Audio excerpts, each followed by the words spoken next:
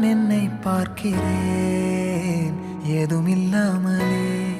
இயல்பாய் சுடர் போல் தெளிவாய் நானே இல்லாத ஆழத்தில் நான் வாழ்கிறேன்